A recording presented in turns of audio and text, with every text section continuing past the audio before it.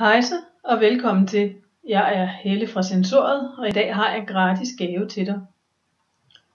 Jeg fejrer nemlig, at jeg har været uddannet Alexanderlærer i 20 år.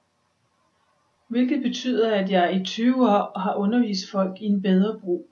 Det betyder, hvordan kroppen hænger sammen med sindet, og hvordan sindet hænger sammen med kroppen. Det ene kan ikke være uden det andet. En del af undervisningen er den berømte briksetur. En briksetur er noget, de fleste er vældig glade for. Og nu skal du simpelthen have chancen for at få en virtuel briksetur. Til det kræves det, at du lægger dig ned og finder noget, du kan have under hovedet. Du skal hvile med hovedet på den måde, at næsen peger lige op mod loftet, sådan så hverken hagen presser ned mod brystet, eller hovedet maser bagud. Okay, prøv du bare at lægge dig ned og finde en bog eller lignende i en højde, en eller flere bøger, som passer i den højde, så din næse peger lige op. Du kan ligge med benene strakt ud, eller du kan ligge med bøjede ben, så fødderne støtter i gulvet. Det vælger du selv. Okay, ligger du godt nu? Fordi nu starter jeg.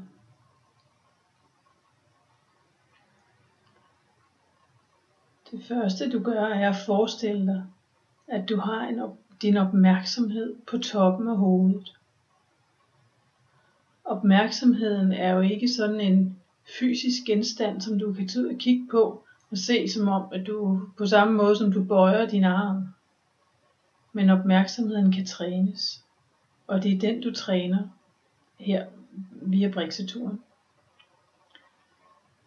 Lad opmærksomheden være op toppen af hovedet, helt op på toppen af isen. Og så bruger du opmærksomheden til at guide dig rundt i kroppen. Du sender en budbringer ned til åndedrættet. Du forestiller dig nu, at luften kommer ind gennem næsen, løber hen over ganen, ned gennem svælget, kommer ned gennem brystkassen og finder ned til mellemgulvet, som sidder fast på ribbenkanten hele vejen rundt. Når du trækker vejret, så bevæger mellemgulvet sig, både på forsiden og på bagsiden.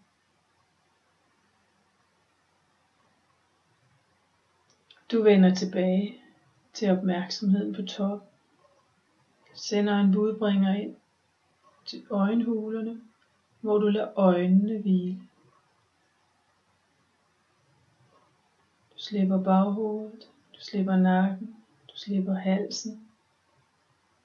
Og mens du ligger her, så lader du bare rygsøjlen folde sig ud. Du lader gulvet støtte dig, så du slet ikke ligger og prøver på at bære dig selv.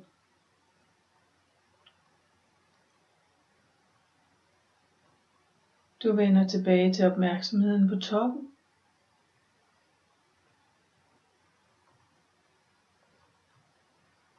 Og så vender du ned til din højre skulder med budbringeren. Så den ene ende af opmærksomheden er på toppen, og den anden er nede i skulderen. Nu lægger jeg min ene hånd ind under dit skulderblad, og den anden ligger ovenpå. Nu taler du til kroppens intelligens og beder skulderen om at slippe.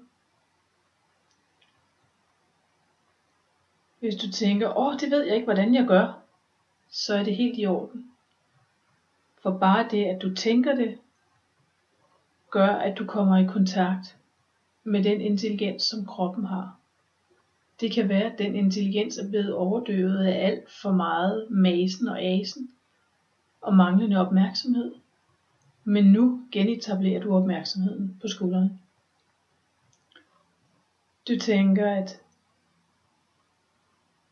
overarmen, albuen, underarmen, håndleddet, hånden og fingrene er forbundet via opmærksomheden, og de peger væk fra skulderen.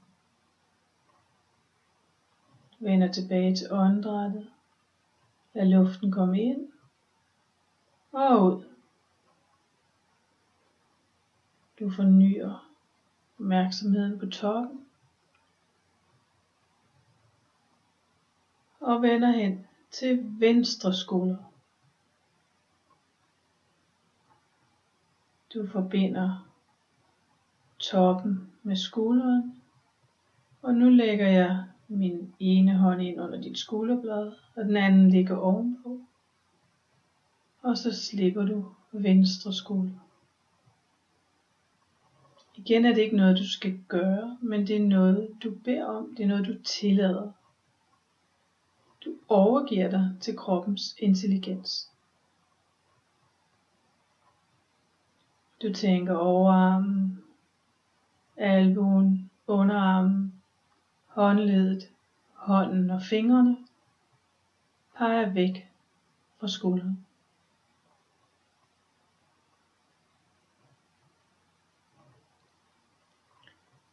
Du kan vende tilbage til åndedrættet igen. Ind gennem næsen og ud gennem næsen.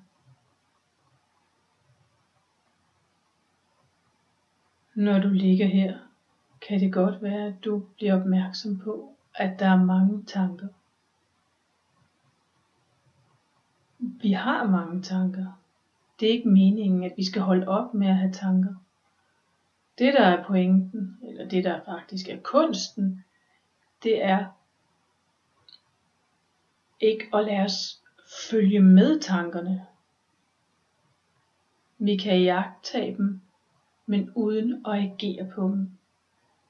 Hvis du for eksempel får en tanke om, at du skal huske at sende en sms, så kan du ikke lade som om, at den tanke ikke er der. Det du kan gøre er, at du tænker, jeg trækker vejret med den og lader den passere. Så du ikke begynder at sende en sms med at sætte tankerne i gang og sætte kroppen i gang med at udføre opgaven, før du rent faktisk skal til at udføre den. Så du slipper tanken om at skulle gøre den sms. Det kan du gøre, når brikseturen er færdig.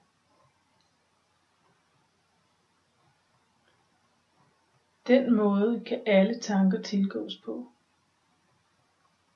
At vi kan registrere, at de er der, men at vi ikke forfølger dem og handler på dem, fordi det er simpelthen for overvældende for os. Det sætter alt for mange uhensigtsmæssige spor i kroppen.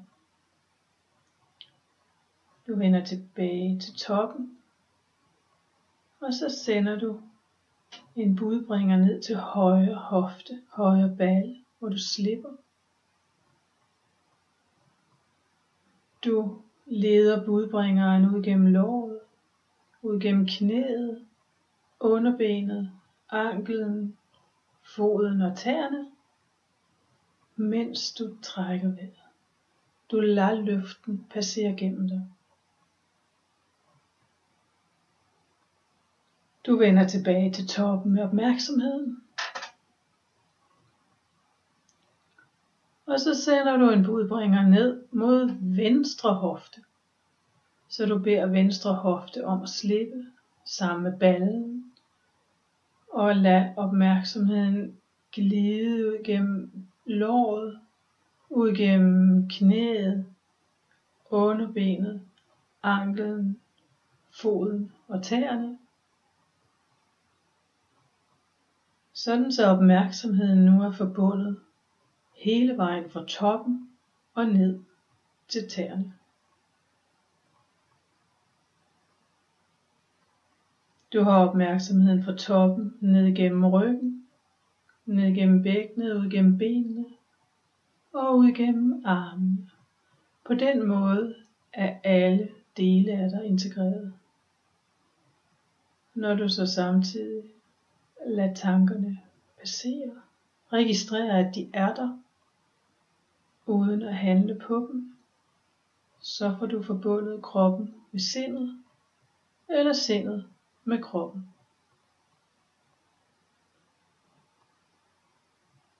Nu er brikseturen slut. Og du må godt gøre dig klar til at komme op igen. Prøv at gøre det med opmærksomheden på toppen, sådan så du på den måde kan have de to ender af opmærksomheden med, mens kroppen bevæger sig opad. Okay, det var simpelthen en virtuel briksetur. Jeg håber du nød det. Jeg nød at guide dig, og jeg vil også nyde at give dig flere videoer og flere tips ved at du signer op til mit nyhedsbrev, til Sensoriets nyhedsbrev. Det kan du gøre lige hernede, klikke hernede på skærmen, eller du kan også connecte til mig via Facebook. Jeg vil elske at høre fra dig. Hvis du nu synes, at den her video kunne hjælpe en ven eller en veninde eller mormor, så er du velkommen til at dele. Rigtig god fornøjelse derude. Hej.